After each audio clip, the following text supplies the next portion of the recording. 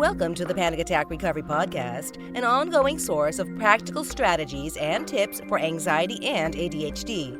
We're a collaboration of former sufferers helping those currently struggling with anxiety, panic attacks, and ADHD so they can express their true competencies in life. Now, here is Matthew, your host. Hi there, it's Matthew from panicattackrecovery.com. Thank you for joining me for another podcast. I really wanted to give a shout out today to everyone who has been feeling restricted and locked down due to the current COVID-19 situation.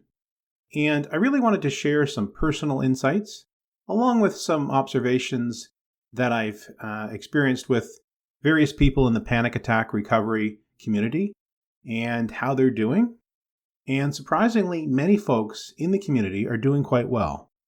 And this isn't about bragging. This is simply about sharing some useful information with you as a sufferer potentially of anxiety or panic attacks or ADHD, who may also suffer at times from anxiety, and all of us who are feeling stressed right now. So what are some of the observations that I've experienced during this period of COVID-19? A major insight for me, and it came about from talking with others in the panic attack recovery community, was really that many folks were doing quite well, even though they were isolated from others. During the lockdown period in many states and many countries, people were restricted from the usual social contact that they would be able to have with friends and extended families, and very much locked down, so to speak. Although the intentions were good, this obviously can have an effect on many folks' mental health. What I discovered in talking and working with a number of folks who tend to be a little on the anxious side, perhaps socially anxious, some panic attack sufferers, etc., is that many of them were able to cope quite well during the lockdown because for them, they may have been a bit more on the introverted side, so it really didn't bother them as much as some of their extroverted friends. Many people who normally suffer from social anxiety became very active using technology such as Zoom, FaceTime, other video platforms, and other platforms for connecting with others through social media. And there was almost like a democratization, I guess you would say, of the folks who maybe didn't necessarily step up as much when they were face-to-face in society, were now speaking up and a little bit more empowered to become involved with various conferences and chats and whatnot. It started making me think about what's going on here and what is it that made people who were essentially anxious and struggle with anxiety for much of their lives now were able to cope seemingly better than some of their extroverted friends and colleagues. What was going on here? Well, one of the things that I've observed, and it certainly doesn't come from me, it comes from many people who share about personality traits, is that folks who are anxious tend to be quite creative. How their brains work, they may be creative in their work, in their approach to life in general.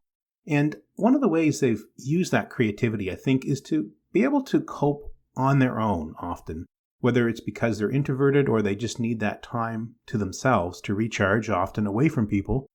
They've developed sort of a coping mechanism to be able to be very stable when they're alone or restricted to a small group of people, such as their immediate family, such as what happened during the lockdown.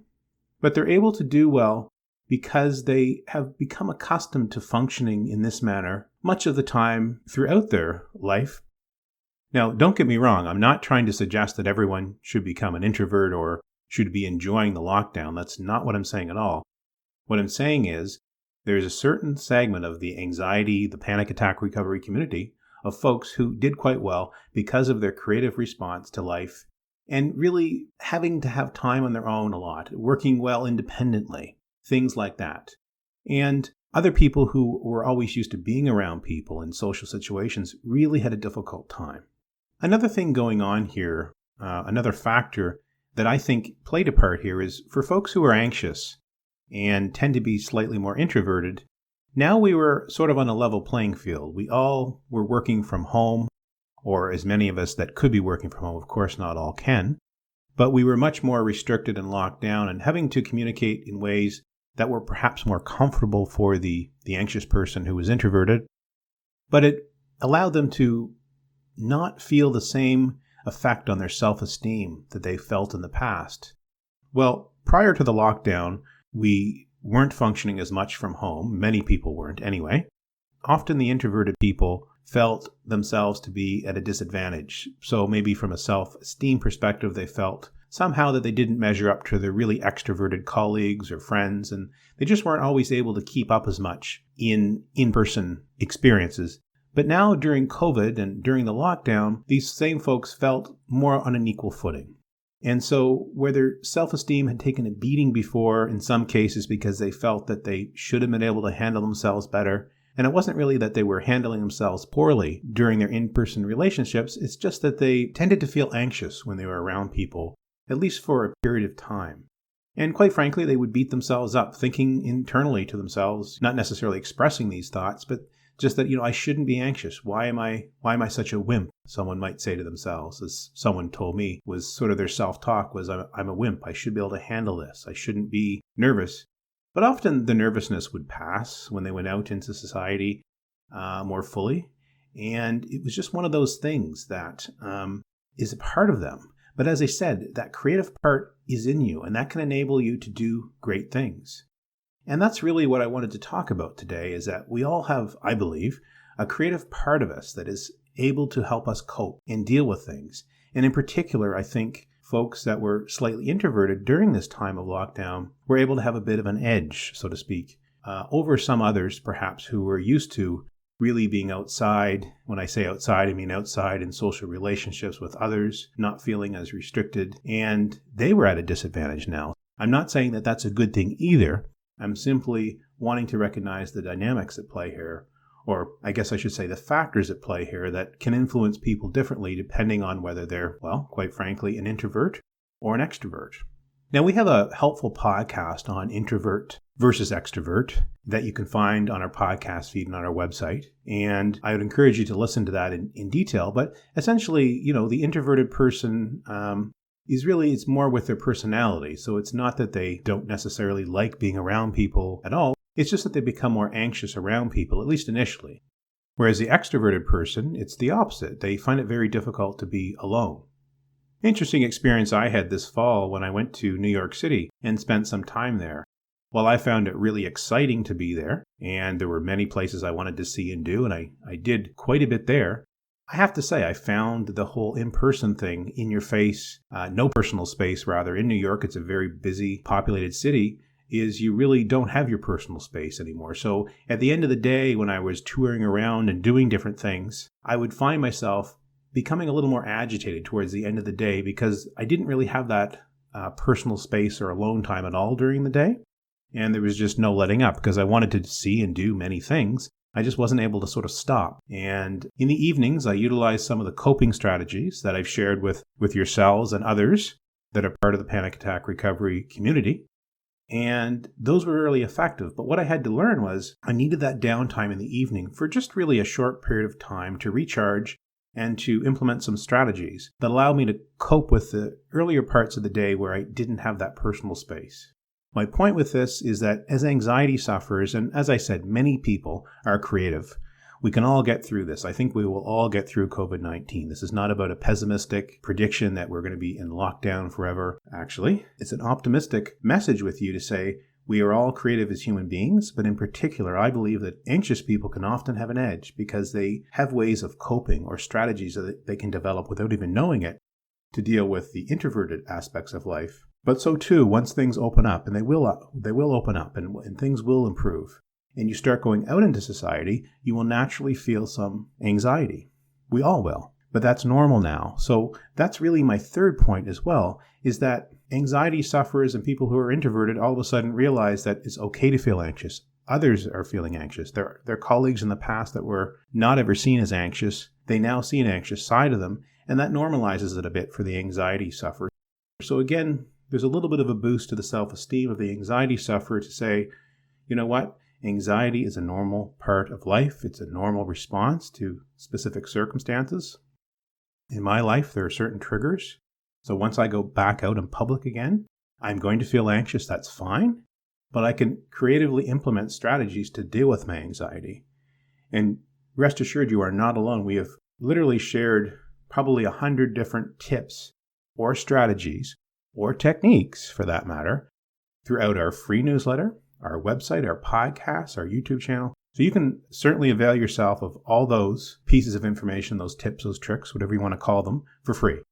So I would encourage you to do that. And of course, there are many sources online as well, not just ours, that are available for free and can help you with anxiety. But what I'm trying to say is you've got it in you. We've all got an ability in us, a creative ability to cope with things. Sometimes it doesn't feel that way. Sometimes we feel anxious. But we can allow ourselves to recognize that anxiety will be a part when we go out and we return. But we can listen to public health officials and we can follow appropriate guidelines for social distancing or wearing masks and taking other precautions when we're in society so that we can do what it is we need to do to keep ourselves and others safe. But at the same time, to know that we have a power in us as anxiety sufferers to be creative and to stick with things. But at the same time, we're very insightful and we know that we have certain situations that trigger us and make us anxious. But we can overcome these things. And that's really my message is whether you're an introvert or an extrovert, and I would highly recommend that you listen to that podcast. We all have a creative ability, I believe, that we can employ when we're returning back post-COVID or when measures start to relax in your area. You can go back and take the appropriate precautions, and you can learn to be creative and use various strategies to keep your emotional health intact, but also to keep your physical health intact, and really to spread the same attitude, the same approach with others, with your friends, with your colleagues. And I think if we all do our part, we can get through this, not only to return to where we were, but I think to improve things and make things better. As you all know, there are a number of things going on right now, along with COVID-19. And there's all a part that we can play to help things individually. I'm not talking about anything that's overly idealistic. I'm simply talking about we can all do our part. We all have a creative ability in us to do things. It could be something very simple. Maybe you just get the urge to help someone in a very small way one day.